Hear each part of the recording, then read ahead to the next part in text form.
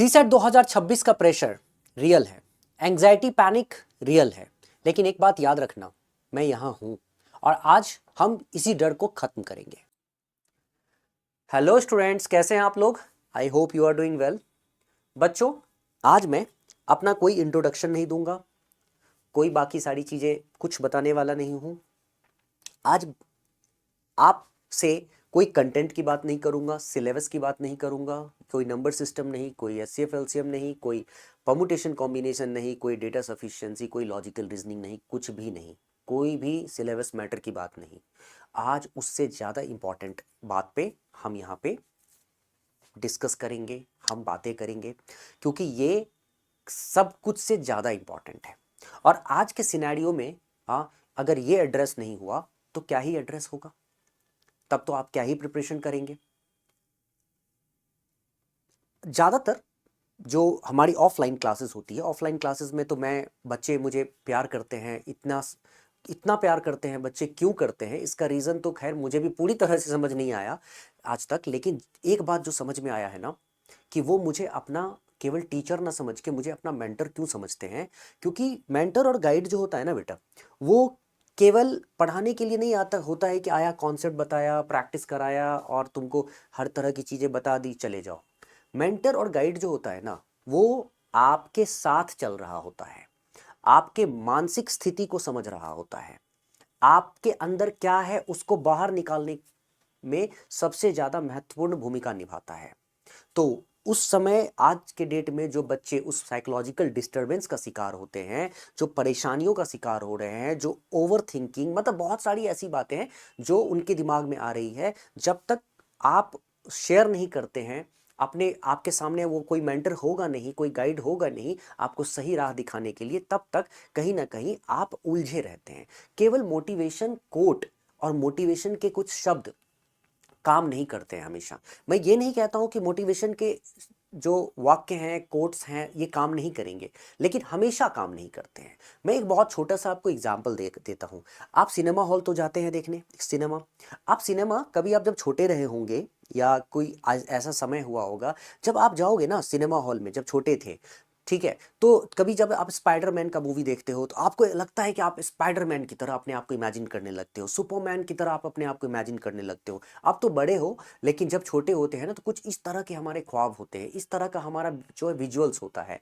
और जय शक्तिमान देखो, एक समय की बात है, शक्तिमान आता था तो कितने बच्चे शक्तिमान बनने की कोशिश किया करते थे, ठीक है।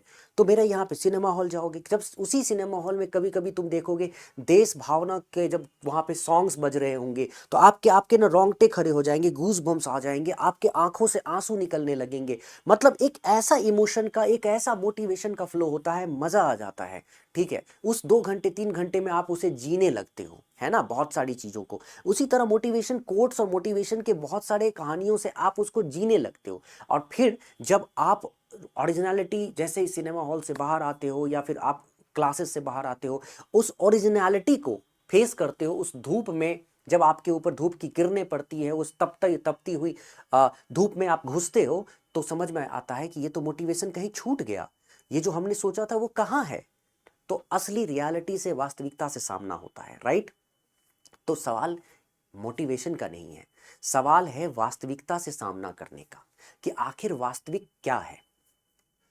कुछ दिनों से लगातार बच्चे कुछ, मतलब मैं फोन अटेंड कर रहा हूं, सबसे ज्यादा इसी बात पे बच्चों का जोर रहा है कि सर सीसैट आ गया है 2026 के लिए, हम बहुत एंग्जाइटी फील कर रहे हैं। कोई कोई कहता है 2027 के लिए बहुत एंग्जाइटी फील कर रहे हैं, समझ में नहीं आता है। तो सबसे पहले तो मैं ये बात समझता भी हूं, आपको बोलना चाहूंगा कि मैं इतने दिनों से बोलता आ रहा हूं कि बेटा आप ना एंग्जाइटी फील करोगे अगर आप जितनी नजदीक जाओगे वहां पे। क्योंकि एंग्जाइटी जो होता है ना, एंग्जाइटी तभी आता है जब आप एक्शन नहीं लेते हो, ठीक है। तो खैर अभी हम उन सब चीज़ों की बात करेंगे। तो जब सभी बच्चे, इतने सारे बच्चे जब कह रहे हैं ना, तो मुझे ऐसा लगा कि नहीं, ये बहुत बड़ा इशू है, इस इशू पे बात करना बहुत ज़रूरी है। और मेरी बातें ऑफलाइन क्लासेस में तो सबके साथ होती ही रहती है, सब मुझे इतना प्यार करते हैं, इसी वजह से उनको लगता है कि कोई साइकोलॉजिकल, कोई ऐसा पर्सन है, कोई एक साइकोलॉजिस्ट है हमारे साथ, जो हमारा टीचर ही नहीं है, हमारे लिए प्रॉपर मेंटर है। तो वो चीज़ मैं आपको चाहता हूं कि आप, अगर मेरे में वो कोई बात है, ठीक है, वो आप डिसाइड करो। तो अगर मैं किसी भी तरीके से आपको उन चीज़ों से निकाल के बाहर कर सकता हूँ, आपको सही राह पे लेकर जा सकता हूँ, तो मुझे करना चाहिए और मैं करता रहूँगा। तो आज हम इस चीज़ को बहुत ही गौर से समझेंगे। एंग्जाइटी यहाँ पे जो है ना, इस पे बात करना बहुत ज़रूरी है कि आप क्यों ये, और आज हम जो बात करेंगे ना वो साइंटिफिक होगा, सारी बातें एकदम साइंटिफिक होगी, ऐसे रैंडम कोई बातें नहीं करेंगे। थोड़ा समझेंगे कि ये जो एग्जाम आया सी सेट का, क्योंकि आपको क्यों एंग्जाइटी हो रहा है, क्योंकि आपने पिछली बार सी सेट 2025 का पेपर देखा, पेपर टफ था। और मैं हमेशा कहता हूं कि यूपीएससी अब जो जो कैंडिडेट्स चाह रही है वो केवल रटो रटाया कैंडिडेट नहीं चाह रही है। मतलब अगर वैसा ही करना होता उनको, तो वो सी सेट का एग्जाम क्यों लेते। एक्चुअली वो जो यूपीएससी आपके अंदर का जो टैलेंट है, इस एप्टीट्यूड को बाहर इसलिए नहीं निकालना चाहती है क्योंकि आप एडमिनिस्ट्रेशन में जा रहे हैं, तो आपके अंदर वो बात होनी चाहिए। आपके अंदर डिसीजन मेकिंग कैपेबिलिटी होनी चाहिए, आपके अंदर फास्ट एंड क्विक डिसीजन लेने की एबिलिटी होनी चाहिए, जो बेटर तभी हो सकता है जब आपका एप्टीट्यूड अच्छा होगा बच्चे। और एप्टीट्यूड आपको रैंडम एक दिन में नहीं बन जाता है, एक महीने में नहीं बन जाता है, लास्ट के कुछ दिन के क्लासेस में नहीं बन जाता है, मैराथन रेस में लास्ट के समय पे पढ़ के नहीं। जो मैराथन का जो सीजन शुरू हुआ है, I M strictly against it. हाँ, क्योंकि मैराथन उनके लिए तो फायदेमंद हो सकता है जो ऑलरेडी समझ चुके हैं, पढ़ चुके हैं, ठीक है, और प्रैक्टिस करते हैं, लेकिन बिल्कुल उनके लिए कोई फायदेमंद नहीं होता है जो लास्ट मोमेंट पे मैराथन को वेट कर रहे होते हैं और सही तरीके से पढ़ाई जो एक प्रॉपर प्रोसेस है उसमें नहीं करते हैं। तो मैं आज उन्हीं चीज़ों को थोड़ा साइंटिफिक तरीके से समझाने की कोशिश करता हूं, और इस चीज़ को समझना मैं किन बातों पे जोर देता हूं, क्यों आखिर सीसैट 2025 के पेपर को देखने के बाद आपको तुरंत एक्ट करना चाहिए। आपने तुरंत एक्ट नहीं किया, धीरे धीरे आप उस चीज़ को बिल्टअप होने के लिए टाइम देते चले गए, आप इग्नोर करते चले गए, तो आपके सामने सीसैट 2026 की आगे आ रहा है, और 2000 माने यूपीएससी का पेपर आ रहा है। तो यूपीएससी का जब 2026 का पेपर आएगा तो अभी एंग्जाइटी तो क्रिएट करेगा ना वो, ठीक है, ये तो स्वाभाविक बात है, घबराने की बात नहीं है। बस वो क्यों करता है आज साइंटिफिक थोड़ा सा समझते हैं, और फिर मैं आपको इसका तोड़ बताऊंगा कि एंग्जाइटी क्यों, हम कैसे इसको तुरंत छू मंतर कर सकते हैं, और कैसे हम फील करें, कैसे हम सही और राइट डायरेक्शन में अपने आप को लेकर जाएंगे और सही तैयारी कर सकते हैं। तो अब पहले थोड़ा सा कोर एनालिसिस कर सकते हैं। एंग्जाइटी का सबसे पहला केस समझो, एंग्जाइटी होता क्यों है। एंग्जाइटी होता है चीजों को टालने से, ठीक है। जो चीज आप कर सकते हो, आपके अंदर कैपेबिलिटी है, अगर आप उसको नहीं कर रहे हो और किसी समय के लिए छोड़ रहे हो, तो जब आप अचानक से उसको देखोगे ना, तो वो आपको एंग्जस करेगा, हार्मोन डिस्टर्ब होगा ही होगा, ठीक है। एक तो टालने से, बहुत जगहों पे वर्ड सुना होगा ना आजकल हर मोटिवेशन कोट में, प्रोक्रेस्टिनेशन, राइट, ये एक चीज होता है। दूसरा मतलब आपको एक्ट करना है। दूसरी चीज क्या होती है जो सबसे ज्यादा एंग्जाइटी, फर्स्ट प्रोक्रेस्टिनेशन, चीजों को टालने से, और सेकेंडरी ओवर थिंकिंग से। बहुत आप एक्ट करने से ज्यादा ओवर थिंकिंग करते हैं। मतलब ये समझ लो, साइंस कहता है, साइंटिफिक अप्रोच समझो, साइंस कहता है कि अगर आप चाहते हो कि कोई भी चीज को आप एक तरह से, स्ट्रेस हुआ, टेंशन हुआ, मैं आपको सबसे पहले समझाता हूं। टेंशन, लोग टेंस कहते हैं, टेंशन हो गया यार, टेंशन हो गया। अरे यार, टेंशन क्या शब्द है, कौन सा शब्द टेंशन है। टेंशन एक अंग्रेजी का शब्द से ज्यादा एक साइंस का, जो फिजिक्स का शब्द है। क्या है टेंशन। टेंशन का सिंपल सा मतलब होता है कि ये एक तरफ से एक रस्सी दो किसी सामने वाले बच्चे को, एक तरफ से मैं लेता हूं, मैं अपनी ओर खींचता हूं, वो सामने वाला बच्चा अपनी ओर खींचता है, यही यही होता है टेंशन, ठीक है। तो अब मतलब सॉरी, अपनी ओर खींचता है, तो मैं जो फोर्स लगा के खींच रहा हूं अपनी ओर, तो अगर वो फोर्स मैं अपनी ओर लगा रहा हूं उस रस्सी को खींचने के लिए, तो उसके अगेंस्ट भी एक फोर्स लग रहा है। उसके अगेंस्ट जो वो फोर्स लग रहा है, ठीक है, या किसी भी तरह से रस्सी बंधी हुई है मान लो, और मैं खींच रहा हूं अपनी ओर, तो उसके अगेंस्ट जो फोर्स लग रहा है, that is known as tension, है ना। उसी तरह फिजिक्स में शब्द आता है स्ट्रेस, उसी में सब तरह शब्द होता है स्ट्रेन, राइट। तो यही टेंशन को अगर हम इस शब्द को अगर अपने एवरीडे लाइफ से जोड़ते हैं, तो आपको बहुत सारी बातें बहुत इजीली समझ में आएंगी कि क्या होता है हमारे यहाँ पे। ये एक पेल्विस रीजन होता है, ठीक है, पेल्विस रीजन होता है हमारे यहाँ स्पाइनल कॉर्ड के नीचे। अब ये हमारा स्पाइनल कॉर्ड को जिस तरह का होना चाहिए, ठीक है, तो हल्का सा उसमें जो होता है टिल्ट होना चाहिए। तो अगर वो ज्यादा कॉन्वेक्स हो गया तो आपके लिए स्पाइक करेगा प्रॉब्लम, वो ज्यादा कॉनकेव हो गया तो आपके लिए स्पाइक करेगा प्रॉब्लम। कहने का मतलब वो क्या, उसकी वजह से क्या होता है, जो हमारे अंदर जो स्पाइनल कॉर्ड के अंदर जो थ्रेड होता है ना, स्पाइनल थ्रेड जिसको कहते हो, अगर वो थोड़ा सा ज्यादा कॉनकेव हो गया तो वो थ्रेड खींचेगा, ठीक है, उसी को कहते हैं टेंशन। कॉन्वेक्स हो गया तो भी खींचेगा, उसको कहेंगे टेंशन। उस थ्रेड में टेंशन आने की वजह से क्या होता है, आपका अचानक से हार्मोनल इंबैलेंस होता है, हार्मोन चेंज होता है, डोपामाइन का सिक्रेशन कम, सेरोटोनिन का ज्यादा, कॉर्टिजोल हो जाता है, बढ़ जाता है, और धीरे धीरे आप ना स्ट्रेस और एंग्जाइटी इन सब चीजों में जाने लगते हो। तो इसीलिए सबसे ज्यादा आपको क्या करना चाहिए होता है, उस वक्त फोकस करना होता है किस तरह से हम अपने स्पाइनल कॉर्ड को सही पोजीशन में रखें। मतलब उसके लिए आपको योगिक एक्सरसाइज करने चाहिए होते हैं, स्ट्रेचेस करने चाहिए होते हैं, साथ ही साथ अगर कोई भी आप अगर जिम वगैरह करते हो, गो फॉर द जिम, ठीक है, वेट लिफ्टिंग करो, ट्रेनिंग करो अपने आप को, मतलब जो भी कर सकते हो करो, एंड अलॉन्ग विथ मेडिटेशन। ये सब तो मैं हमेशा बोलता रहता हूं। तो अब क्योंकि बार बार तुम समझते होगे बेटा कि एक शब्द सुनते हो ना अंग्रेजी में, एक शब्द बार बार अंग्रेजी में सुनते होगे कि हम हमेशा कहते हैं कि यार वो स्पाइनलेस है। अरे यार तुम डरे हुए हो, तुम स्पाइनलेस हो। अब ये जो शब्द है, ये डरा हुआ को स्पाइनलेस से क्या मतलब है ना, अजीब सी बात। ये डरा हुआ को स्पाइनलेस क्यों कहते हो बच्चे, डरा हुआ को स्पाइनलेस से क्या मतलब है? तो यहां पे ये बहुत गौर बात है, डरा हुआ को स्पाइनलेस क्यों कहते हैं, जरा जोड़ के देखो ना। इसलिए ऐसा कहते हैं कि अगर आप हर कहीं ना कहीं स्पाइन से ये जुड़ता है, अगर आपका स्पाइन प्रॉब्लम में है, चाहे ज्यादा कॉनकेव चाहे ज्यादा कॉन्वेक्स, तो उससे जो डिस्टरबेंस पैदा होती है, स्ट्रेस, एंजाइटी, टेंशंस, ये जो पैदा होता है, पहले तो वो स्ट्रेस होगा, क्लियर, टेंशन होगा, एंजाइटी बनेगा, एंजाइटी डिप्रेशन में कन्वर्ट होता है, और इन सब की वजह से हाँ आपके अंदर जो होता है लो कॉन्फिडेंस हो जाता है, आपका कॉन्फिडेंस बहुत गिर जाता है, और कॉन्फिडेंस गिर जाता है तो आप किसी भी चीज में एक्ट करने से घबराते हो, तो इस वजह से आप डरते हो किसी चीज से, और जब डरने लगते हो, आंखों में आंखें मिला पाना आपको मुश्किल होता है, तो उस कंडीशन में हम कहते हैं कि ये तो स्पाइनलेस है। तो आपने देखा एक शब्द जो अंग्रेजी में आप इस्तेमाल कर रहे हो, उसका डायरेक्ट हमारे बॉडी से, डायरेक्ट हमारे साइंस और साइंटिफिक स्ट्रक्चर से कैसे यहां पे कनेक्टिविटी है, यह आपने देखा।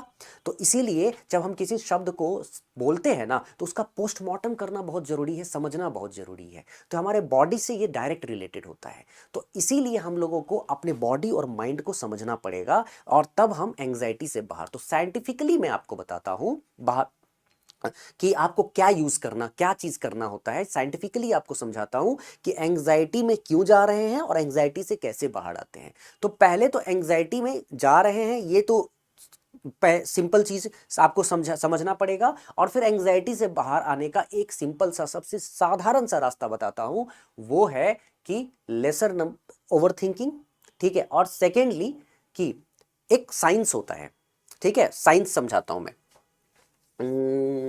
आ जाओ बेटर, एक बहुत ही सिंपल सा साइंस समझो, मैं यहीं पे तुम्हें दिखाता हूं। एंग्जाइटी हुआ, ठीक, तुम क्या करते हो, एक्ट लेस, लेस एक्ट करना शुरू करते हो। लेस एक्ट करने पे क्या होता है, तुम यहां पे स्टेगनेंट होने लगते हो, इनर्सिया आने लगती है, ठीक है, स्टेगनेंट होने लगते हो। अब इनर्सिया आने लगती है, अब इनर्सिया आने के बाद क्या होता है, तुम्हारा जो बेस्ट हार्मोन था, ठीक है, वो गुड हार्मोन अब बैड हार्मोन को सीक्रेट करने लगता है, माने डोपामाइन होना चाहिए था और वो सेरोटोनिन को कर रहा है, कॉर्टिजोल को कर रहा है, ठीक है। तो अब क्या होता है कि ये फिर से ये तुमको और इसको धकेलता चला जाएगा, एंग्जाइटी, वो तुमको एक्ट नहीं करने देगा, ठीक। तो लेसर नंबर ऑफ एक्ट, और ये इनर्सिया में बदलता जाएगा, ठीक। अब ये इनर्सिया में बदलता जाएगा तो एक्ट नहीं हुआ, no act, complete lack of act, lack of act. अब ये क्या होता है कि ये पूरी तरह से जितना लैक ऑफ एक्ट, फिर से वो और एंग्जाइटी को क्रिएट करेगा, मतलब ये ना एक सर्कल बनाएगा, एक विशियस सर्कल तैयार करेगा कि तुम एंग्जाइटी क्रिएट हुआ, एक्ट कम हुआ, एक्ट कम हुआ, ठीक है, तो और वो एंग्जाइटी को बढ़ाएगा, एंग्जाइटी को और बढ़ाएगा, ओवर थिंकिंग और होगा, टेंशन, तो ये एक सर्कल बना देगा, विशियस सर्कल बना देगा, उससे एक लूप बना देगा, उससे निकलते नहीं पाओगे। तो उसको तोड़ने का सबसे क्या होता है, या तो आप एक इंटरनल फोर्स से उसको तोड़िए, या आपको एक्सटर्नल फोर्स लगाना पड़ता है। एक्सटर्नल फोर्स लाइक मैं हूं, मैं आपको मोटिवेट करूंगा और आप वो चीज को शुरू कर दीजिए, ये हुआ एक्सटर्नल फोर्स। और इंटरनल की मोटिवेट आप अंदर से हुए ना, उस चीज को ब्रेक करो आप, ठीक है, उसके अगेंस्ट एक्ट करो। तो होता क्या है कि जो यहां पे एक सिंपल सा वर्ड मैं सेंटेंस यूज कर रहा हूं, anxiety can be broken by action, and action breaks anxiety, and anxiety brings action down. ठीक है, याद रखना, एंजाइटी हमारे एक्शन को डाउन करता है, एंजाइटी धीरे धीरे धीरे धीरे एक्शन में कमी लाता है, और जो एक्शन है कि उसके खिलाफ जो एक्शन आप लेना शुरू करते हो वो आपके एंजाइटी को ब्रेक करना शुरू करता है। तो साइंस कहता है कि अगर कोई एंजाइटी हुई, ठीक है, तो एंजाइटी हुई तो आपको क्या करना है कि उस चीज के अगेंस्ट वर्क करना है, एक इंटरनल फोर्स जनरेट करना है, आपको उसके अगेंस्ट काम करना है। ठीक है, कई बार हम आज भी जाते हैं, मेट्रो वेट्रो में जाता हूं ना, तो मैं ज्यादातर, चूंकि ये एंजाइटी के बहुत सारे रीजंस हैं, आप मोबाइल फोन्स बहुत ज्यादा यूज करते हो, आप स्क्रॉलिंग बहुत ज्यादा करते हो, आपका दिमाग एक जगह पे अस्थिर नहीं है। ठीक है, आप कोई भी चीज को फास्ट भागना चाह रहे हो, किसी चीज पे आपको कॉन्सेप्ट पढ़ना है, लेकिन वो भी कॉन्सेप्ट आपको 30 सेकंड में पढ़ना है, 15 सेकंड में पढ़ना है। तो इन सब चीजों से क्या होता है, इन सब चीजों से आपको एंजाइटी ही तो आएगी। आप रील्स देख रहे हो, आप अभी आपका दिमाग एक जगह पे स्थिर है, आप क्या कर रहे हो, तुरंत स्क्रॉल करके आप पूरे दूसरे वर्ल्ड में घुस चुके हो। जब रील चल रहा होता है तो आप एक प्रॉपर चीज, एक चीज को आप देख रहे होते हो, आप जैसे ही आपने स्क्रॉल किया आप दूसरे चीज पे चले गए, तो इसका मतलब आपका दिमाग कितना फास्ट भाग रहा है, एक इंसिडेंट से दूसरे इंसिडेंट्स में घुस गया, एक इवेंट को अभी तक पूरी तरह से एनालिसिस भी नहीं किया था एक इवेंट का, और वो एक इवेंट को छोड़ के दूसरे इवेंट में चला गया, दूसरा इवेंट को एनालाइज करने लगा, उसको छोड़ के तीसरे इवेंट में चला गया, उसको छोड़ के चौथे इवेंट में। Are you getting this things clearly कि क्या हो रहा है, हमारा दिमाग अस्थिर बैठ ही नहीं रहा है। ठीक है, हम उसको इतना ज्यादा फास्ट कर रहे हैं कि वो अभी तक सेटल भी नहीं हो पाता है एक चीज को लेकर के लिए, उसको हम दूसरा दे रहे हैं। तो रील्स कहीं ना कहीं हमारे लिए बहुत डिस्टर्बिंग है। रात में घंटों घंटों रील्स करते हैं, हम कैथोड रे के सामने बैठे रहते हैं, तो ऑब्वियस सी बात है न्यूरोट्रांसमीटर्स जो होता है वो उस तरह का फंक्शन नहीं करेगी जो फंक्शन करना चाहिए न्यूरोट्रांसमीटर्स को। ठीक है, तो ये सब आपको समझना पड़ेगा बच्चे, ये बहुत ही छोटी बात नहीं है, ये बड़ी बात होती है। जो समझ गया वो निकल जाएगा, जो नहीं समझा उनको बहुत ज्यादा दिक्कत होती है ना। तो आपको समझना पड़ेगा कि इन सब चीजों के लिए एक्ट करना पड़ता है, आपको एक्ट, जैसे जैसे जो एक्शन लेगा ना वो इसको ब्रेक करेगा। ठीक है, और जो एक्शन नहीं लेगा वो उसको और डीप करेगा। ठीक है, तो एक्शन इसका तोड़ होता है।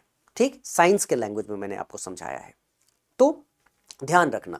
और इसीलिए आज के डेट में बहुत सारे बच्चों को मैं देखता हूं वो इतना कंजर्वेटिव हो जाते हैं कि अब इस चीज को मैं समझ नहीं पाता हूं कि वो किस तरह से चीजों को सोचते हैं। वो हमेशा ना अभी ज्यादा ओवर थिंकिंग में ज्यादा रहते हैं। खैर, हम उस पर अभी चर्चा करेंगे। अब इंपॉर्टेंट ये है कि सीसैट जो 2026 की एंजाइटी पे हम बात कर रहे हैं, ये सीसैट की एंजाइटी आपके लिए इसलिए आई ना क्योंकि आपने क्या किया, आपने इस पे ध्यान नहीं दिया, और अब 6 महीने रह गए हैं, लगभग महज रह गए हैं, उतना भी पूरा नहीं, लेकिन आपको इस 6 महीने के अंदर आपकी तैयारी जबरदस्त होनी चाहिए, राइट। हाँ, तो अब मैं आपको समझाता हूं। सबसे पहले तो ये हुआ क्यों, होता क्यों है, और उसके बाद इसका सॉल्यूशन करेंगे, तगड़ा वाला सॉल्यूशन। ठीक, जिसके लिए मैं हूं ना, घबराओ मत, आराम से बैठो, अस्थिर रहो, अभी बहुत सारी बातें हैं तुम्हारे साथ करने को, डोंट वरी। अब जैसे मैं अभी क्या करूंगा, यहां पे पहले तो हम लोग एक काम करते हैं, एक इलस्ट्रेशन यूज करते हैं। ठीक है, और इस इलस्ट्रेशंस का इस्तेमाल करेंगे हम लोग अपने चीजों को समझने के लिए। ठीक है, CSAT 2026 anxiety, understand it, handle it, defeat it. देखो, a scientific, practical and mentor driven approach to handle UPSC fear and building unshakeable preparation confidence. चलो, ये सब तो मैं तुम्हारे लिए लेकर आया हूं, क्योंकि ये चीज तुमको मतलब टर्म बाय टर्म दिखाता हूं क्या मतलब होता है। हाँ, मैं ऐसे ही मैं तुम्हें बहुत सारी बातें समझा चुका हूं अब तक, लेकिन यहाँ टर्म बाय टर्म समझो, तुमको मजा आएगा चीजों को। ठीक है, क्यों जरूरी होता है। अब हम बहुत से बच्चे क्या होता है, सोते ही नहीं है। ठीक है, ऐसे होता है क्या, सोओगे ही नहीं। बहुत से बच्चे होते हैं कि सर मैं 10 घंटे सोकर उठता हूं। 10 घंटे सोओगे भाई, 10 घंटे सो, ठीक है, उसका मैथमेटिक्स कैलकुलेशन देखो। कहते हो इतना जो खुश हो के कई बार बोलते हैं कि तुम सोते हो कि नहीं, हाँ हाँ सोते हैं सर, क्या बात है, कैसे नहीं सोएंगे, कितना, 10 घंटे। अरे भाई थोड़ा सोच तो लो, 10 घंटा बोलने से पहले इतना खुश होने वाली बात नहीं है। जब तुम 10 घंटे कहते हो सोने की बात कर रहे होते हो, तो 10 घंटे का मतलब क्या हुआ, साइंटिफिकली समझो। इस 10 घंटा मतलब 24 घंटे में तुम 10 घंटा सोते हो, राइट। अब 24 घंटे में जब तुम 10 घंटा सोते हो, इसका मतलब 5/12 तुम सोते हो पार्ट। हाँ, अब मान लो तुम्हारी जिंदगी 60 साल की है। अरे मैं छोड़ो 60 साल की, मैं डेटा को भी ओवरराइड करके मैं कहता हूं तुम्हारी जिंदगी 84 साल की है, 84 ईयर्स की है। ठीक है, 84 ईयर्स की जिंदगी है। तुम जरा क्या देखो तो कितना, तुम यहाँ पे 35 ईयर्स सो ही गए, माने 35 साल सोते ही रह जाओगे, ठीक है, और जिंदगी के बाकी के साल में तुम बाकी सारी चीजें करोगे। हाँ, तो इतना भी खुश नहीं होना है, लेकिन प्रैक्टिकली 7-8 घंटे सोने की भी जरूरत होती है, क्योंकि अगर हम वो नहीं सोएंगे तो सच बताऊं आप प्रॉपर वे में वर्क नहीं कर पाओगे। और आपने क्या किया, अपने नींद को ना मोबाइल के हवाले कर दिया है, ठीक है, आपने शॉर्ट्स के, आपने उस स्क्रीन के हवाले कर दिया है। तो 7-8 घंटा इसलिए सोने की जरूरत होती है क्योंकि हमारा ब्रेन 3 यहाँ पे फ्रीक्वेंसी पे वर्क करता है, alpha, beta and gamma frequency पे, ठीक है। हम लोग इस पे भी चर्चा करेंगे। तो अभी हम लोग जो बात कर रहे हैं वो यहाँ पे देखो, पोस्ट सीसेट 2025 में रियलिटी था, सीसेट 2025 में एस्पिरेंट्स को दिक्कत हुई, ठीक है, बहुत ट्रिगर हुआ प्रॉब्लम्स, और ट्रिगर प्रॉब्लम तो हुआ, ठीक है, लेकिन फिर भी उस चीज में, उसमें भी कुछ बातें छिपी थी, 2025 के अंदर भी बातें छिपी थी कि आपको समझने आना चाहिए था कि कैसे पास करना है। तो उसके लिए आपका प्रिपरेशन उसी वक्त से शुरू करना है जिस वक्त में आपके पास वक्त रहे उस चीज को कवर करने का। तो आप लेट करोगे तो एंग्जाइटी बिल्ड होता है। खैर कोई बात नहीं है अभी। तो यहां से ये वेव है, सेल्फ डाउट शुरू हो गया, ठीक। अब इसको कहते हैं रिपल इफेक्ट। रिपल इफेक्ट कहते हैं बेटा सीसेट 2026 एस्पिरेंट्स को।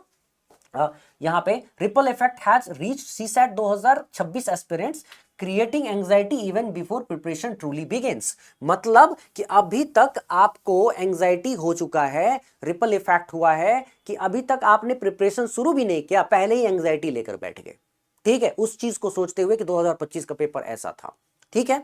तो इसको समझो। पर्पस जो आज है हम लोगों का, वो पर्पस है कि आज यहां पे बात करेंगे, प्रेजेंटेशन जो है यहां जो देख रहे हो इसमें क्लैरिटी, डायरेक्शन और कैसे कामनेस को डेवलप करें, कैसे हम काम बनेंगे, कैसे हम डायरेक्शन को अपना यहां पे क्लियर करेंगे, कैसे हम क्लैरिटी लाएंगे, ठीक है। और इस चीज पे ही हम लोग फोकस करेंगे सिस्टमैटिकली, किस तरह से हम बिना फियर के और बिना किसी डर के और अपने पोटेंशियल को यूज कर सके, है ना, इन सब चीजों पे हमारा फोकस होगा, ठीक। तो 2026 में एस्पिरेंट्स क्या फील कर रहे हैं? Fear of Fehling before GS.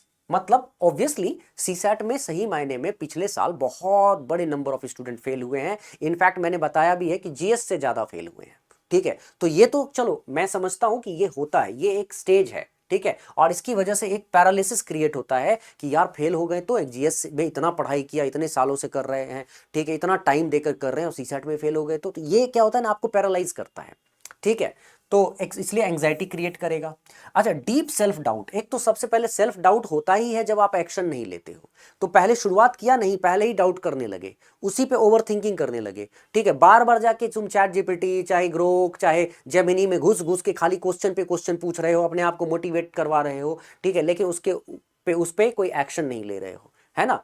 तो ये चीज क्या है ना, questions your own intelligence and ability specially when seeing others confidence posts and topper strategies online. तो जब तुम टॉपर के स्ट्रेटजीज वगैरह को देख रहे हो, बाकी के को देख रहे हो ना, तो उससे कंपैरिजन कर करके अपने आप को डाउनग्रेड फील करते हो, ठीक। एनालिसिस पैरालिसिस, वही जो मैंने आपको बार बार बोला ना कि ओवर थिंकिंग जो करते हो ना, every strategy, every resource enable to settle on a clear preparation path, कि सारी चीजों को देख लेना है, 50 तरह के मैगजीन्स पढ़ने हैं, सबकी सुन लेनी है। तो इसमें क्या होता है ना, ये जो ओवर एनालिसिस करने लगते हो ना, ओवर एनालिसिस आपको ओवर थिंकिंग में कन्वर्ट करता है आपके सोच को, और फिर इसी को कहते हैं कि एक्शन नहीं लेकर, उसके अगेंस्ट अच्छा एक्शन ना लेकर आप ना उसमें ही घुसे चले जाते हो। इसको कहते हैं एनालिसिस पैरालिसिस, ठीक है, एनालिसिस पैरालिसिस। तो आपको एनालिसिस कर करके पैरालाइज नहीं होना है। एक बार एनालिसिस करो, समझ लो बातों को, उसके बाद एक्शन लो, ठीक है।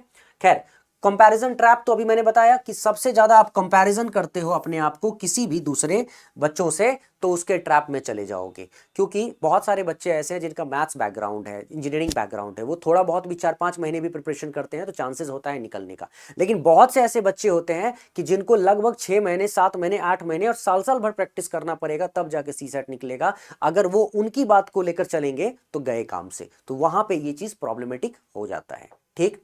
अब चलो आगे देखो। तो science behind exam anxiety, what happens in your brain. अभी अभी एक तो मैं बहुत सारी बातें वैसे ही तुमको समझा चुका हूं, लेकिन ये इस तरह का वो लेकर मैं तुमको समझा रहा हूं। अगर इसका पीडीएफ चाहिए होगा तो पीडीएफ में तुम्हें दे दूंगा लिंक, तुम इसको पढ़ना अच्छे से। देखो, एक तो अमिगदला टेक्स कंट्रोल, ठीक है, जो हमारे पास है ना, एमिगडला, ठीक है, वैसे बहुत सारे लोग एमिगडाल भी बोल सकते हैं, ठीक है। Your brain's fear center activities triggering flight and fright hormone, जिसको तुम कहते हो एड्रिनलिन, हाँ, response even though there is no physical danger.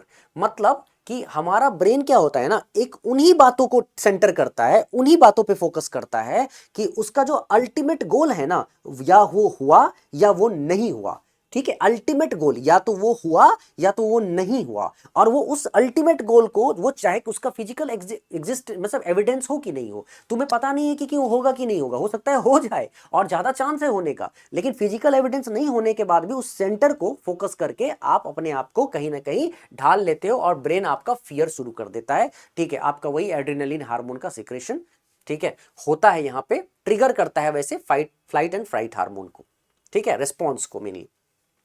तो वर्किंग मेमोरी शट्स डाउन, तो उससे क्या होगा, जैसे ही फियर होगा, फियर होते ही जो आपका जो मेमोरी होता है ना वर्क करने वाला, ठीक है, वो अपने आप धीरे धीरे कमजोर हो जाएगा, है ना। उसके बाद तो जैसे ही कमजोर होगा, कहते हैं ना लॉजिकल थिंकिंग बंद हो जाएगी, है। और वैसे भी कहते हैं ना कि आप सुने होंगे हिंदी में, और ज्यादातर इस तरह के को बताया जाता है, कहते हैं कि जब आप किसी चीज को लेकर दुखी होते हैं ना, चिंता से चतुराई घटे, दुख से घटे शरीर। सुना है ना, ये फ्रेज बहुत यूज होता है, चिंता से चतुराई घटे, दुख से घटे शरीर। तो वही चीज है, चिंता जितना करते हैं ना तो उससे चतुराई घटता है, जिसको इस अंग्रेजी में तुम logical thinking and problem solving कह सकते हो, सप्रेस्ड अंडर स्ट्रेस कह सकते हो, ठीक है। चिंता से चतुराई घटे, और दुख से अगर बहुत टेंशन लेके बैठे रहेंगे ना तो धीरे धीरे फिजिकली भी आप कमजोर होते चले जाते हो। अच्छा, कॉग्निटिव बैंडविड्थ रिड्यूसेस, तो मेंटल कैपेसिटी अपने आप कमजोर होगा, ठीक है। और सिंपल चीज भी तुमको कॉम्प्लेक्स लगने लगेंगी, बहुत मुश्किल लगने लगेगा, सिंपल सिंपल चीजें भी, ठीक है। सर्वाइवल मोड एक्टिवेटेड, और उसके बाद लगता है कि किसी तरह यार निकलो, और सबसे ज्यादा स्टूडेंट्स यहीं पे प्रॉब्लम में फंसते हैं कि यार किसी तरह कर दो। अरे ज्यादातर बच्चे वो कहते हैं कि यार किसी तरह मैथ्स को टाल दो, यार मैथ्स को टाल दो सीसैट में, एक काम करते हैं, फोकस करते हैं रीडिंग कॉम्प्रिहेंशन पे, 29 क्वेश्चंस आते हैं, चलो थोड़ा सा लॉजिकल रीजनिंग पे, ये ना स्किप जो है ना, स्केप रूट ढूंढने लगते हैं। और ये जो स्केप रूट ढूंढने लगते हैं ना, ये वही चीज है कि सर्वाइवल मोड आप ऑन कर लेते हो, और वो आपका जो ब्रेन शिफ्ट होता है ना, वो पैनिक ड्रिवन चीजों पे शिफ्ट हो जाता है। आपको पता नहीं चल रहा है कि मैथ्स और रीजनिंग और ये आपको पास कराने वाले एलिमेंट हैं, जिसको अच्छे से थोड़ी सी प्रैक्टिस कर ली जाए, रेगुलर बेसिस पे की जाए, तो वो सीसैट आपको पास कराएगा, क्योंकि उसके चांस ज्यादा हैं, प्रोबेबिलिटी हाई होता है कि मैथ्स में जो आप क्वेश्चन करोगे, लॉजिकल रीजनिंग में जो करोगे, उसके आंसर्स आपको मैच करेंगे कंपैरेटिवली रीडिंग कॉम्प्रिहेंशन से। रीडिंग कॉम्प्रिहेंशन के जो आंसर्स होते हैं वो आपके अपने थॉट प्रोसेस से आ रहा है, जो ऑलरेडी आप ऑब्वियसली जो आप कॉम्प्रिहेंशन में देखते हो। लेकिन इसमें जो होता है मैथ्स में, आप एक प्रोसेस से जा रहे हैं जिसका अल्टीमेट गोल सेम है, तो प्रोबेबिलिटी हाई है कि वो सही होता है, और उसमें चांस ज्यादा है कि जब आप सही होंगे तो आपके मार्क्स पक्के होंगे और आप पास करेंगे। और आप किस तरफ भागते हो, रीडिंग कॉम्प्रिहेंशन पहले कर लेते हैं। Reading comprehension in my opinion will be a score booster, not it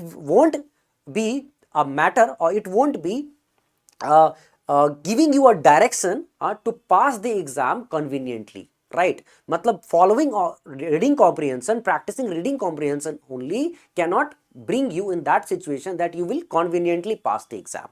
ऐसा नहीं होता है, ठीक है। वो चीज आपको समझना पड़ेगा कि कुछ चीजें आपके लिए मुश्किल जरूर लग रही है, लेकिन कंटिन्यूस एफर्ट से वो आसान होता है। आप क्या करते हैं, शॉर्ट रूट ढूंढने के चक्कर में आप और मुश्किल कर लेते हैं, फिर लास्ट में पुअर डिसीजन आपका होता है, ये एंग्जाइटी में आपको लाता है, ठीक है। ये सारी बातें जब हो गई, तो यहां पे पैनिक, जाहिर सी बात है पैनिक होना तो संभवतः बिल्कुल सही भी है। सर्ज इन लॉजिकल बेस्ड कॉम्प्लेक्सिटी, ठीक है। यहां पे जो नंबर सिस्टम ट्रैप्स आप देख रहे हो ना, सीसैट में नंबर सिस्टम के बहुत सारे क्वेश्चंस, ऐसे ऐसे क्वेश्चंस आए हैं, वैसे मैं आपको बताऊंगा कैसे उसको आसान बनाना है। बहुत सारे एक आध तो क्वेश्चन ऐसा देखा मैंने जिसको आंसर से जो दे रहे हैं ना, लंबे लंबे आंसर, उसकी जरूरत ही नहीं थी। तो कई लोगों को, मैं ये नहीं कहता हूं कौन अच्छा करता है कौन ज्यादा, लेकिन फिर भी ये यहाँ पे बहुत सारे सीसैट के में नंबर सिस्टम के ट्रैप में फंसे हुए हैं कि नंबर सिस्टम नहीं हुआ तो क्या होगा। और उसके बाद अनएक्सपेक्टेड क्वेश्चन स्टाइल, जैसे मान लो कि हम लोग नहीं, अब यूपीएससी ऐसे ऐसे पूछ रही होती है तो हम एक्सपेक्ट करते हैं कि ऐसे ही फिर से पूछेगी, नहीं, ऐसा कुछ नहीं है। यूपीएससी आपको चकमा दे सकती है, आपको तैयार रहना पड़ेगा। परसेप्शन ऑफ बिट्रेयल, हमेशा लगता है कि हमने तो तैयारी की थी, हमने तो उसको अच्छे से समझा था, ठीक है, हमने वही किया था जो यूपीएससी हमेशा से पूछ रही होती है, और आपको लगता है अचानक से आपके सामने कुछ नई चीज आ जाती है, तो आपके लिए बड़ा मुश्किल हो जाएगा ना वो, आपको समझना है इस बात को।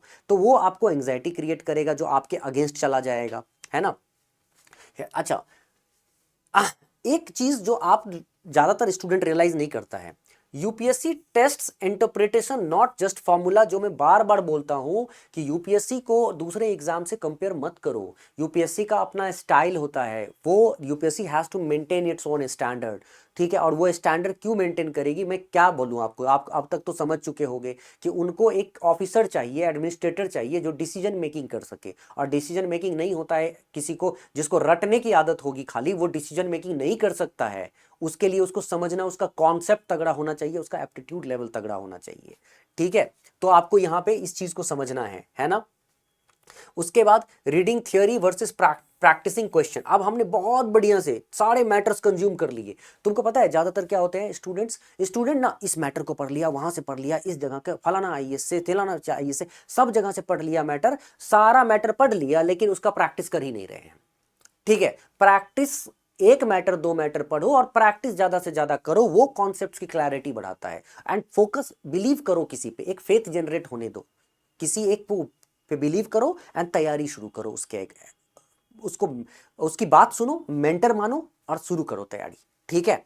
साथ ही साथ fear comes from lack of clarity, जो पहले ही बता चुका हूं मैं, क्लैरिटी नहीं होगी तो फियर आएगा तुम्हारे पास, जो है जो स्ट्रैटेजी अनक्लियर रहेगा, इनकंसिस्टेंट प्रैक्टिस करोगे, उसके बाद तुम्हारे पास स्ट्रक्चरल गाइडेंस नहीं होगा, तो दिक्कत होगी ही होगी। तुमको समझना पड़ेगा, कहाँ जहां तहां से यूट्यूब में गए, यहां से पढ़ लिया, वहां से पढ़ लिया, इससे भी ले लिया, उससे भी पहले पता तो करो कि वो चीज जो तुम्हें बता रहा है। अब यूट्यूब पे क्या है कि मैं देखा हूं, जैसे मैं 2010 से पढ़ाता हूं केवल सीसैट को, यूपीएससी सीसैट, उसके साथ साथ मैं पब्लिक सर्विस कमीशन को पढ़ा रहा हूं। अच्छा, 2010 से पहले से मैं यूपीएससी को पढ़ाता हूं, जब एप्टीट्यूड पूछा जाता था जनरल स्टडीज के पेपर में, ठीक है। और मैं वैसे पढ़ा रहा हूं 2006 से, मैंने लगभग बहुत सारे एग्जाम्स को पढ़ाया है, यूपीएससी के दूसरे एग्जाम, सीडीएस को, सीएपीएफ, और भी जो है कैट, जीमेट, सबसे पहले इंजीनियरिंग के लिए पढ़ाता था। तो कहने का मतलब क्या है, इस एक्सपीरियंस को मैं यहां लेकर आया हूं, तो मैं जो अभी बोल रहा हूं ना, उसमें एक क्लैरिटी तुमको दिखेगा। अभी पहले वहां पे क्या होता है ना, जो कुछ कुछ देर के लिए आते हैं यूट्यूब पे, बहुत बड़ा भाषण करने चले जाते हैं, तुम खो जाते हो मोटिवेशन में, ऐसे नहीं होता है बेटा। आपको पहले समझना पड़ता है, तो कि उसको समझो, और जिस समय आपको लगे कि नहीं, he is the best person, कि मुझे यहाँ पे उससे कनेक्ट कर सकता हूं, और अब मैं उसकी बातों को सुन सकता हूं या सुन सकती हूं, और मैं उसको फॉलो कर सकती हूं, तब फॉलो करो, और फिर फॉलो करो उस चीज को, और उसमें लग जाओ, स्ट्रक्चर्ड बनाओ अपने गाइड, मतलब वो गाइडेंस को, जो स्ट्रक्चर्ड गाइडेंस मिल रहा है ना, उसको स्ट्रैटेजी बनाओ और कंसिस्टेंटली उसको फॉलो करो, ठीक है। और यूपीएससी में जो सीसैट है, सीसैट को प्रैक्टिस कर करके ही ठीक किया जा सकता है। हाँ, और ये real reason, lack of structure जो हो गया, कंटेंट ओवरलोड विदाउट प्रैक्टिस, ठीक है। बार बार 100 के 100 वीडियोस, जो मैं बार बार बोल रहा था कि वीडियोस पे वीडियोस देखे जा रहे हैं, ठीक है, अलग अलग टीचर के देखे जा रहे हैं, कंपैरिजन कर रहे हैं, टाइप, वो कमेंट टाइप कर रहे हैं, ये टीचर उससे बढ़िया है, वो टीचर उससे बढ़िया है, ठीक है, ये सब किए जा रहे हैं। अच्छा, अब लास्ट मोमेंट का इंतजार कर रहे हैं, अब जब नहीं पढ़ा ना, कोई बात नहीं है, तो मैराथन पढ़ेंगे अब, क्या यार, जो काम करना है वो करो ना, ठीक। एक्शन समय पे लेना है, धीरे धीरे लेना है, कंसिस्टेंटली लेना है, एंग्जाइटी ब्रेक हो जाएगा अपने आप, ठीक है। उसके बाद जीरो मॉक एक्सपोजर, हाँ, ठीक है, मॉक टेस्ट वगैरह देते हो, एनालिसिस करते नहीं हो, सही समय पे सही चीज को जो एनालिसिस करोगे ना, मॉक टेस्ट दे देकर तुम्हारा प्रैक्टिस टाइमिंग भी जो है कम होगा, रिड्यूस होगा, और साथ साथ मजा आएगा तुम्हें, क्योंकि तुम्हारा स्पीड भी बढ़ेगा, क्लैरिटी भी आएगी, ठीक है, और करेक्ट तो होगा ही। नो कॉन्सेप्ट कंसोलिडेशन, और सारे कॉन्सेप्ट्स वगैरह को पढ़ने के बाद एक साथ उसको लाओ, ठीक है। अब देखो, मैं वहां उन सब पीडीएफ में जो चीजें दिखा रहा था ना, उन सब स्लाइड्स में, वो था कि तुम्हारे साथ होता क्या है बच्चों के साथ। अब यहां पे क्या हो रहा है बच्चों के साथ, बाकी बड़े लेवल पे, ब्रॉड लेवल पे जो होता है वो तो अब होता ही है, उसके साथ साथ मैं ये भी बता रहा था कि क्या प्रॉब्लम होती है कि उसको कैसे ब्रेक करोगे। अब यहाँ पे काम स्ट्रक्चर रोड मैप जो सीसैट 2026 के लिए है, ठीक है, ये सबसे पहला जैसे फेज 1 का। अब तुम्हें क्या है, मैं जो यहां बता रहा हूं ना, ये सॉल्यूशन है तुम्हारा, कि अभी अब तुम्हारे पास जो टाइम है वो 6 महीने का टाइम काफी अच्छा टाइम होता है सीसैट पास होने के लिए।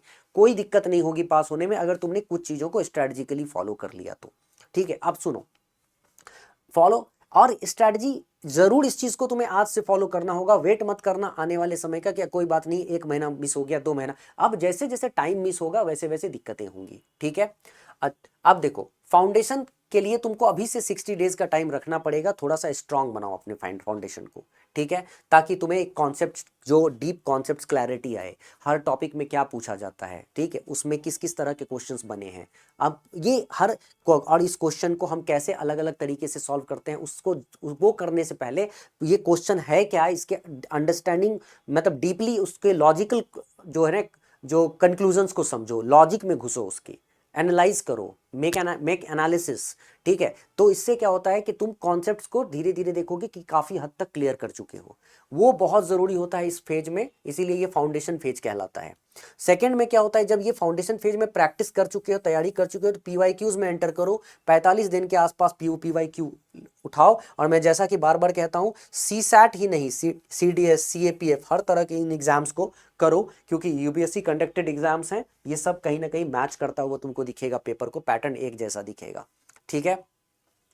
अगला से जो होगा, अब जैसे ये सब कर लिया, अब तुम्हारा अगला टारगेट शिफ्ट होना चाहिए स्पीड एंड एक्यूरेसी पे। 30 डेज का स्पीड एंड एक्यूरेसी का प्लान बनाओ और इन्हांस करो अपने रीजनिंग स्पीड, वही जितना प्रैक्टिस कर सकते हो, अलग अलग एग्जाम का अलग अलग मॉक्स लगाओ, अलग अलग जगहों से प्रैक्टिस करो, ठीक है, अपने आप एक्यूरेसी तुम्हारा बढ़ना शुरू हो जाएगा, ठीक है। तुम देखोगे स्पीड भी आएगा और एक्यूरेट भी होने लगोगे, तुम आंसर्स भी तुम्हारे बहुत ही फास्ट आने लगेंगे, ठीक। अच्छा, मॉक सैमुलेशन, ये मैंने बताया ना, ये बहुत जरूरी होता है अंतिम के समय में। मॉक दो, मॉक टेस्ट के रिजल्ट्स देखो, डीप एनालिसिस करो और फिर उस पर काम करो और अपने बेहतर पार्ट पे ज्यादा काम करो, है ना। जो मैथ्स है तो मैं किसी का मैथ्स अच्छा है तो मैथ्स और रीजनिंग पे काम करो, किसी का रीडिंग कॉम्प्रिहेंशन अच्छा है तो उसको और अच्छा बनाने की कोशिश करो। इसका मतलब मैथ्स और रीजनिंग को नेग्लेक्ट नहीं कर सकते हो। तो ओवरऑल तुम्हारा जो टारगेट है ना, ये 66 प्लस मत रखो, 66 प्लस टारगेट पे तुम गए काम से, ठीक है। तुम्हारा टारगेट ना 125 प्लस रखो,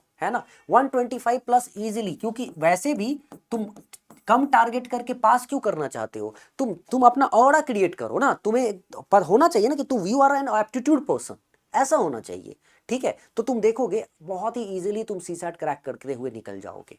तो मैं इस चीज को जो बता सकता हूं अभी तक जो मैंने बताया है, उस चीज को तुम गाइडेंस की तरह लो, मेंटरशिप की तरह लो, तुम जैसे भी लो लो, बस काम करो। इतना एंग्जाइटी में रहने की जरूरत नहीं है, इतना सोचने की जरूरत नहीं है। Do something about it, act against it, ठीक है, और इन फेवर ऑफ दैट।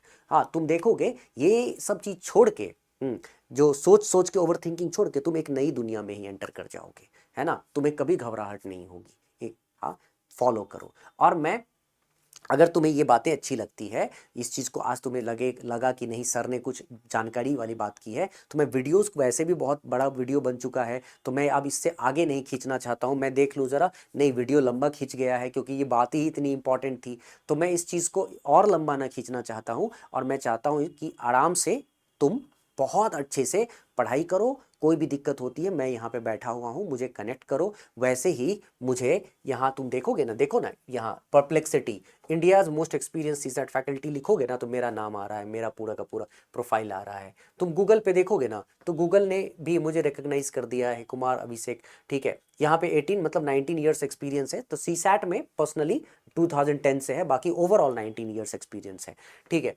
यहाँ पे तुम देखो मेरा यूट्यूब चैनल, ठीक है, तुम सब कुछ देखोगे, मेरी क्लासेस वगैरह को देखो, है ना। तुम देख रहे हो क्लासेस में मैं किस तरह से बच्चों को पढ़ा रहा हूँ, ठीक।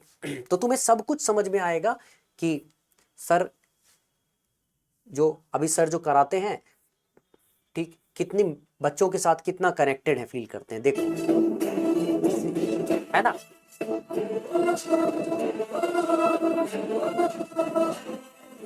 तो मेरा ये है, और जब ढूंढोगे ना तुम्हें समझ में आ जाएगा, ये है मेरा अपना कोर्स, ठीक है, जो मैं यहाँ पे चलाता हूँ बच्चों को, उसमें हर चीज़ है, हर चीज़ रहता है। इनफैक्ट कोर्स वगैरह सब की तो बाद में करेंगे, जब भी मान लो किसी को मुझसे अगर कनेक्ट करना है, मुझसे ज्वाइन करना है ना, तो अगर कोई भी तरह का तुम्हें दिक्कत हो, किसी एंग्जाइटी और किसी भी तरह का जो तुम्हारे साइकोलॉजिकल डिस्टर्बेंस हो, जो तुमको पढ़ाई में मुश्किल करता है, तो तुम आराम से यहाँ पे डिस्क्रिप्शन में दिया होगा csat.kumarmathematics.in, ये हमारा लैंडिंग पेज है, ठीक है।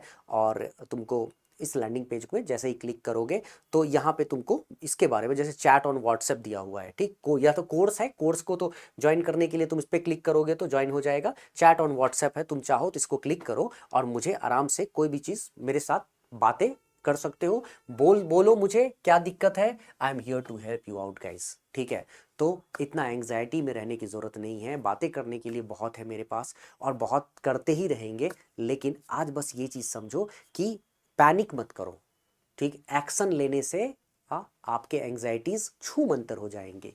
छू मंतर मतलब छू मंतर, एंग्जाइटी चले जाएंगे और आपका प्रिपरेशन का एक रोड मैप तैयार होगा। तो आप बहुत मज़े से प्रिपरेशन करोगे और देखोगे कब पास होके निकल गए। सीसैट कोई बरियर नहीं बना, और अगर इस चीज़ को मिस करोगे तो CSAT is really a big barrier guys, आने वाले समय में बहुत मुश्किल करेगा।